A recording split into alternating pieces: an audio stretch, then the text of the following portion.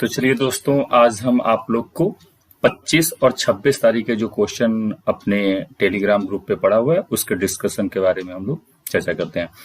तो पहला क्वेश्चन हम लोग का है कि भारतीय उपमहाद्वीप में पालतू भैंस के प्राचीनतम साक्ष्य, याद क्या रखना आप लोग को, पालतू भैंस के जो सबसे पुराने एविडेंस है वो कहाँ से मिले हैं। तो इसमें ऑप्शन हमारा मिलता है धौलावीरा, मेहरगढ़, हड़प्पा और इनामगांव। अगर हम लोग धौलावीरा की बात करें तो ये गुजरात में लोकेट है और यहाँ पे कहा जाता है इकलौता ऐसा आपका हड़प्पा कालीन स्थल था जो 3 भागों में विभाजित था, यानी यहाँ से मध्यमा के एविडेंस मिले हुए हैं। यहाँ पे सबसे बड़े आकार की स्क्रिप्ट मिली है, बट यहाँ पर प्राचीनतम पालतू भैंस के प्रमाण नहीं मिले हैं। मेहरगढ़, यही हमारा करेक्ट आंसर होगा, क्योंकि मेहरगढ़ क्या है, एक नौपाषाणी का स्थल है, लेकिन यहाँ पर कुछ हड़प्पा कालीन अवशेष भी प्राप्त हुए हैं, लेकिन यहां से पालतू भैंस के सबसे प्राचीनतम प्रमाण मिले हुए हैं। मेहरगढ़ कहां पड़ता है, तो यह हमारा पाकिस्तान में एक प्लेस है जिसका नाम है बलूचिस्तान प्रांत है। उसी प्रांत में एक जगह है मेहरगढ़। ये भी कहा जाता है कि भारतीय उपमहाद्वीप में प्राचीनतम जो कृषि के साक्ष्य मिले हैं वो भी हमें मेहरगढ़ से ही मिले हैं। हड़प्पा की बात करें तो हड़प्पा से हमें इस तरह के कोई एविडेंस मिले हैं, जो एविडेंस तो मिले हैं बट ये प्राचीनतम नहीं है। और इनामगांव एक ताम्रपाषाणिक संस्कृति का स्थल है जो महाराष्ट्र में। तो इस तरह से इस क्वेश्चन का हमारा आंसर होगा कि मेहरगढ़ है ऐसा जगह है जहां से हमें प्राचीनतम पालतू भैंस के साक्ष्य मिले हैं। अगला क्वेश्चन देखते हैं। अगला क्वेश्चन कह रहा है निम्नलिखित में से कौन सी सभ्यता हड़प्पा सभ्यता के समकालीन थी। तो ऐसा माना जाता है कि जिस समय हड़प्पा सभ्यता भारतीय उपमहाद्वीप में चल रही थी उस समय विश्व स्तर पर हमें 2 और सभ्यताएं दिखाई देती हैं। एक हमें मिस्र की सभ्यता और एक सभ्यता को हम लोग कहते हैं मेसोपोटामिया की सभ्यता। अब मिस्र की सभ्यता ये प्रेजेंट टाइम में आपका अफ्रीका महाद्वीप में पड़ता है, और मिस्र की सभ्यता के साथ साथ हम लोग कहते हैं एक मेसोपोटामिया की सभ्यता। मिस्र की सभ्यता को हम लोग नील नदी घाटी की सभ्यता भी कहते हैं, या इसे मिस्र की सभ्यता को इजिप्ट सिविलाइजेशन भी कहा जाता है। लेकिन ऑप्शन में चूंकि इजिप्ट सिविलाइजेशन है नहीं, और इराक को हम लोग प्रेजेंट टाइम में इसे इराक कहते हैं, लेकिन प्राचीन काल में इसी इराक को क्या कहा जाता था, इसे मेसोपोटामिया कहा जाता था।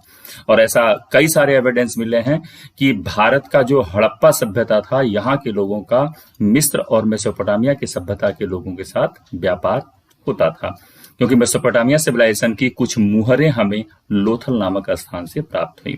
चीन की सभ्यता काफी बाद की है और श्रीलंका में कोई स्पेशली इस तरह की सभ्यता हमें दिखाई नहीं देती। तो हमारा करेक्ट आंसर क्या होगा, इराक की सभ्यता, जिसे हम लोग मेसोपोटामिया की सभ्यता के नाम से भी जानते हैं। अब अगला क्वेश्चन देखते हैं। निम्नलिखित में से कौन सा हड़प्पा कालीन स्थल समुद्र तटीय था। वैसे तो हड़प्पा काल के 2-3 स्थल समुद्र तटीय थे, लेकिन हम ऑप्शन के अकॉर्डिंग देखें तो कालीबंगा कहाँ लोकेटेड है, तो कालीबंगा पड़ता है हमारा राजस्थान में। मोहनजोदड़ो कहाँ पड़ता है, पाकिस्तान में, ठीक है। लोथल हमारा गुजरात में पड़ता है और बनवाली हमारा हरियाणा में पड़ता है। तो लोथल हड़प्पा सभ्यता का एक बंदरगाह नगर था, ठीक है, और ये कहा जाता है भोगवा नदी द्वारा अरब सागर से जुड़ा हुआ था। इसलिए कहा जाता है कि जो लोथल नामक स्थल है इस ऑप्शन के अकॉर्डिंग वो क्या था, एक समुद्र तटीय या बंदरगाह शहर था, ठीक है। अगला देखते हैं। अगला हमारा क्वेश्चन है हड़प्पाई लिपि के संदर्भ में क्या सत्य है। हड़प्पाई लिपि कहा जाता है कि भारतीय उपमहाद्वीप में प्राप्त सबसे प्राचीनतम लिपि है, और इस लिपि की कुछ विशेषताएं थी। जैसे पहली हम लोग बात करें, यह लिपि अपठनीय है, यानी कि इस लिपि को अभी तक पढ़ा नहीं गया है। तो इसका मतलब ये हमारा जो ऑप्शन है ये करेक्ट है, सही है। दूसरा क्या है, इस लिपि को भाव चित्रात्मक लिपि भी कहते हैं या पिक्टोग्राफिक लिपि भी कहा जाता है, स्क्रिप्ट कहा जाता है। तो भाव चित्रात्मक है क्योंकि ये हम पढ़ नहीं पाए हैं, लेकिन जो भी यहाँ से स्क्रिप्ट मिली है ऐसा लगता है कि कुछ भावों को व्यक्त करने की कोशिश की गई है। वैसे भी हर लिपि किसी न किसी भाव को ही व्यक्त की जाती है, क्योंकि भाव व्यक्ति के माध्यम होते हैं। जैसे स्क्रिप्ट हो गई, लिपि जिसे हम लोग कहते हैं, या भाषा हो गई, ये सब विचार अभिव्यक्ति के माध्यम होते हैं, यानी कि ये भी ऑप्शन हमारा सही है। हड़प्पाई लिपि में कुल 64 मूल अक्षर हैं, ये भी हमारा ऑप्शन करेक्ट है, यानी कि इसमें हमारा आंसर होगा कि हमारे सभी ऑप्शन क्या हैं, सत्य हैं। तो डी क्या होगा हमारा, करेक्ट आंसर होगा। तो डी हमारा सही आंसर होगा। अगले क्वेश्चन की ओर चलते हैं। कह रहा है कि निम्नलिखित में से हड़प्पा सभ्यता के पतन का कौन सा कारण नहीं था। तो इसमें तमाम विद्वानों ने तमाम तरह की धारणाएं प्रस्तुत की हैं। जैसे कुछ लोगों ने कहा कि आर्यों का आक्रमण हुआ और आर्यों ने आक्रमण करके हड़प्पा सभ्यता को समाप्त कर दिया। लेकिन अब इसके पीछे लॉजिक ये लगाया जाता है कि अगर आर्यों ने आक्रमण करके इस सभ्यता को समाप्त किया तो फिर आर्य सभ्यता में हमें कुछ ना कुछ आपके हड़प्पा सभ्यता के भी अवशेष दिखाई देने चाहिए, जो नहीं दिखाई देते हैं। लेकिन फिर भी ज्यादातर विद्वानों का यह मानना है कि कुछ बाहरी आक्रमण हुआ और ये इस सभ्यता के पतन का कारण बना। तो ये एक तरह से सही है, क्योंकि हमें कारण नहीं है बताना है। प्रशासनिक शिथिलता, कुछ इतिहासकारों का मानना है कि यहाँ का जो प्रशासन था वो धीरे धीरे क्या हो गया, शिथिल पड़ गया, और शिथिलता के कारण क्या हुआ, यह सभ्यता समाप्त हो गई। तो ये भी एक तरह से सत्य माना जाता है। कुछ लोग कहते हैं कि धर्म का पतन, लेकिन इससे बहुत ही कम मात्रा में इतिहासकार समर्थित हैं कि धर्म के पतन के कारण हड़प्पा सभ्यता का पतन हुआ। ठीक है, क्योंकि धार्मिक पक्ष के पतन के कारण किसी सिविलाइजेशन का पतन हो जाना ये बहुत तर्क संगत नहीं लगता। तो इसलिए हमारा करेक्ट आंसर होगा क्या, धर्म का पतन। यानी धर्म का पतन हड़प्पा सभ्यता के पतन का कारण नहीं था। एक ऑप्शन हमारा है मलेरिया जैसी बीमारी या महामारी। कहा जाता है पूर्व भारतीय उपमहाद्वीप में जो मलेरिया के प्राचीनतम साक्ष्य मिले हैं वो हमें हड़प्पा सभ्यता से मिले हैं। माना जाता है मोहनजोदड़ो से एक डेड बॉडी मिली है और उस डेड बॉडी से हमें मलेरिया के कुछ लक्षण टाइप के उसके बॉडी से प्राप्त किए गए हैं। तो माना जाता है कि शायद, कुछ इतिहासकारों का मानना है, शायद इस सिविलाइजेशन में कोई एक महामारी फैल गई जो मलेरिया जैसी थी और ये सिविलाइजेशन समाप्त हो गया। वैसे ज्यादातर मोस्टली ये इतिहासकारों का मानना है कि हड़प्पा सभ्यता के पतन का प्रमुख कारण क्या था, बाढ़ था।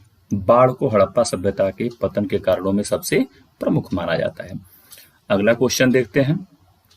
तो अगला क्वेश्चन कह रहा है हड़प्पा सभ्यता के संदर्भ में क्या असत्य है, यानी कि क्या सत्य नहीं है, ये बताना है हम लोग को। पहला कह रहा है लोग शाकाहारी प्रवृत्ति के थे। बिल्कुल सही है, हड़प्पा सभ्यता के लोग शाकाहारी और मांसाहारी दोनों प्रवृत्ति के थे। यहाँ के लोग शाकाहार से भी परिचित थे और मांसाहार से भी परिचित थे। दूसरा ऑप्शन कह रहा है कि सूती और ऊनी वस्त्रों से परिचित थे। तो ये भी बिल्कुल करेक्ट है, हड़प्पा सभ्यता से हमें सूती और ऊनी दोनों तरह के वस्त्रों का प्रयोग का एविडेंस मिला हुआ है। इवन यहां तक कहा जाता है कि पूरे विश्व में पहली बार कपास की खेती कहाँ की गई, हड़प्पा सभ्यता में की गई। कपास की कपास का सबसे पुराना एविडेंस मिला है पूरे विश्व में, वो कहां से मिला है हम लोग को, हड़प्पा सभ्यता से मिला है। तो ये लोग दोनों प्रकार के वस्त्रों से परिचित थे, सिले सिलाए वस्त्र पहनते थे। अगला ऑप्शन कह रहा है कि सौंदर्य प्रसाधनों से परिचित नहीं थे। ये हमारा असत्य है। क्यों नहीं परिचित थे, क्योंकि यहां से हर तरह के एविडेंस मिले हैं। बिल्कुल ये सौंदर्य प्रसाधनों से भली भांति परिचित थे। ठीक है, यहां से लिपस्टिक के साक्ष्य मिले हैं, काजल के साक्ष्य मिले हैं, मेकअप बॉक्स मिला हुआ है। तो ये लोग सौंदर्य प्रसाधनों से बिल्कुल भली भांति परिचित थे। ठीक है, तो यही हमारा करेक्ट आंसर होगा, ये असत्य है। ठीक है, क्योंकि इसमें कहा गया है सौंदर्य प्रसाधनों से परिचित नहीं थे, बल्कि ये लोग परिचित थे। चौथा ऑप्शन कहा गया है कि यहाँ का समाज मातृसत्तात्मक था।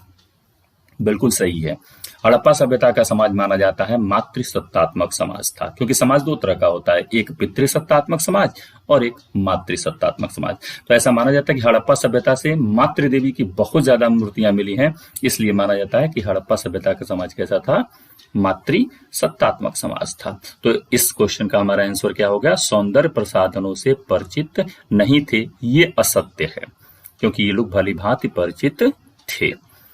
अगला देखते हैं, निम्नलिखित को सुमेलित करना है।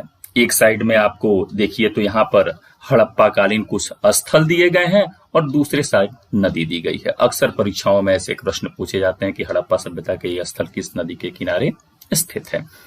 अब पहला ऑप्शन है आलमगीरपुर। आलमगीरपुर कहाँ पड़ता है? तो कहा जाता है कि जो आलमगीरपुर है ये उत्तर प्रदेश के मेरठ डिस्ट्रिक्ट में पड़ता है। और ये किस नदी के किनारे लोकेटेड है? तो कहा जाता है यह हिंडन नदी के किनारे स्थित है। दूसरा ऑप्शन है हमारा कालीबंगा। कालीबंगा कहाँ स्थित है? तो ये राजस्थान में स्थित है। और ये किस नदी के किनारे स्थित था? तो ऐसा माना जाता है घग्गर नदी के किनारे यह स्थित था। ठीक है। चौथा ऑप्शन है मोहनजोदड़ो, पाकिस्तान में पड़ता है। और यह किस नदी के किनारे है? तो कहा जाता है यह सिंधु नदी के किनारे स्थित है। और चौथा ऑप्शन है हमारा रोपड़, ये पड़ता है पंजाब में। और यह किस नदी के किनारे स्थित होगा? तो सतलज नदी के किनारे स्थित है। तो इस तरह से ये हमारा इस क्वेश्चन का करेक्ट मैच आंसर होगा। ठीक है। अगला देखते हैं क्वेश्चन। मोहनजोदड़ो से प्राप्त पशुपति शिव की अंकन वाली मोहर पे किस पशु का अंकन नहीं है? ठीक है, अंकन नहीं है बताना है। तो पहला हाथी। तो पशुपति शिव के जो अंकन वाली मोहर मिली है वो हम लोग को मोहनजोदड़ो से मिली है। उस मोहनजोदड़ो पर प्राप्त पशुपति शिव के अंकन वाली मोहर पर हम लोग को हाथी का अंकन प्राप्त होता है। गैंडा, गेंडे का भी इस पर अंकन प्राप्त होता है। और इस मूर्ति के जस्ट नीचे हिरण का भी चित्र हमें प्राप्त होता है। लेकिन इस मुहर पे हमें कहीं से भी गाय का कोई चित्र प्राप्त नहीं होता। ठीक है, तो इसलिए हमारा करेक्ट आंसर क्या होगा? गाय। डी इसका करेक्ट आंसर होगा। अगला क्वेश्चन देखते हैं। तो अगला क्वेश्चन कह रहा है हड़प्पा सभ्यता के किस स्थल से भूकंप के प्रमाण मिले हैं? ऐसा माना जाता है कि भारतीय उपमहाद्वीप में जो भूकंप के सबसे प्राचीनतम प्रमाण मिले हैं वो हड़प्पा सभ्यता से ही मिले हैं। लेकिन किस स्थल से मिले हैं? हड़प्पा से भूकंप जैसा कोई प्रमाण नहीं मिला है। ठीक है। मोहनजोदड़ो, यहां से भी हमें किसी भी प्रकार का भूकंप का कोई प्रमाण नहीं मिला है। कालीबंगा राजस्थान में स्थित है, गंगानगर डिस्ट्रिक्ट में। यहां से हमें क्या मिलते हैं? भूकंप के प्राचीनतम प्रमाण मिलते हैं। तो भारतीय उपमहाद्वीप में भूकंप के प्राचीनतम प्रमाण कहां से मिले हैं? तो ऐसा माना जाता है कि हड़प्पाकालीन स्थल कालीबंगा से। कालीबंगा बहुत ही महत्वपूर्ण स्थल था। यहाँ से जुते हुए खेत के साक्ष्य मिले हुए हैं, एक साथ दो फसलों के उगाए जाने के साक्ष्य मिले हैं, यज्ञ वेदियों के प्रमाण मिले हैं। ठीक है, इस तरह के एविडेंस यहां से मिले हैं। तो ये हमारा करेक्ट आंसर होगा। राखी गढ़ी से हमें किसी भी भूकंप का साक्ष्य नहीं मिला, यहां से एक राख का टीला मिला हुआ है। तो ये भी एक छोटा सा स्थल है लेकिन काफी इंपॉर्टेंट है। अगला क्वेश्चन देखते हैं। निम्नलिखित में से कौन सा हड़प्पाकालीन शहर दुर्गीकृत नहीं था? सामान्यतः हम लोग ये देखते हैं कि हड़प्पाकालीन जो भी शहर थे वो दो भागों में बटे हुए थे। लेकिन यहां पर हम देखते हैं कि कह रहा है कि एक ऐसा शहर जो दुर्गकृत नहीं था। ये दोनों भाग बटे होते थे। सामान्यतः जो आपका टीला होता था वो एक टीला क्या होता, चारों ओर बाउंड्री वॉल से घिरा हुआ होता था।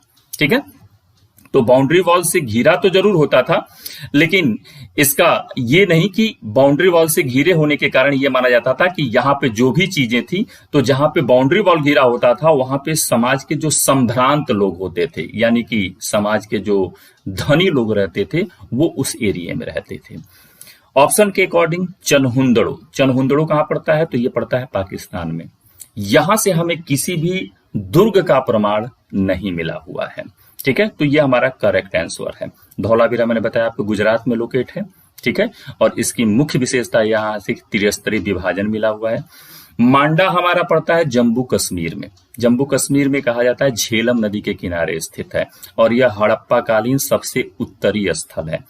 दईमाबाद कहां पड़ता है? तो दईमाबाद कहा जाता है ये पड़ता है महाराष्ट्र में और यह किस नदी के किनारे? प्रवरा नदी के किनारे स्थित है। ठीक है, तो दुर्गकृत शहर कौन सा नहीं था? चनहुंदड़ो एक ऐसा शहर था जो दुर्गकृत नहीं पाया गया है।